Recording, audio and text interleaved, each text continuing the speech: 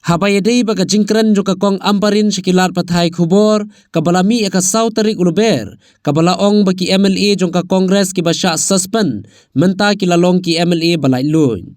Naka liang presiden ke MPCC ba Vincent H pala ulo ong kalong kababakla bon ong baki sangut ki MLA ki bala Shah Suspen ki long ki MLA ki bala lai lun haba ki dang Shah Suspen. Ula benrap ru baka kong amparin kadai ke MLA ke bala senior bha kabala job MLA la laisin Henry keempat sutu ya ke jingmut suspension bar ke jingmut independent.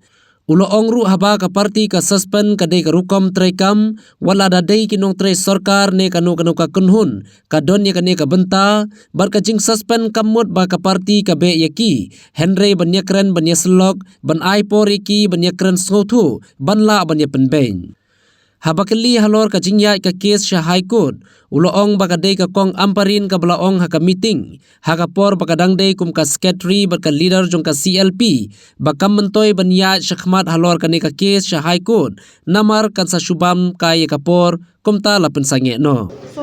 I don't want to argue what she says. She is a very competent and 3 times MLA. How can she equate? She suspended Congress. How can she equate herself as independent? There's nothing. She has been contested. The mandate was given to her as a Congress, and independent were given to them as independent. So suspension is not a punishment. Suspension is only a time where you can talk, negotiate, and you can also work. That's always there, like a government servant. So all these are there. So. 12 MLAs have gone.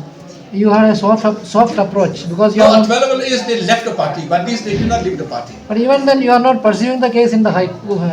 That was Kongampurin did not. What she said that they are not ready to do it. So in a meeting when the MLAs said that, so we agreed to it. But then your level, Because there's no time also. so you are not pursuing the 12 MLAs case. Because she was a secretary in the case, she was a CLP. So as a president, when we had a meeting with all of us, then she said that no point because there's no time. Instead of running after the cases and all, let us go to the public. So then we said it's okay.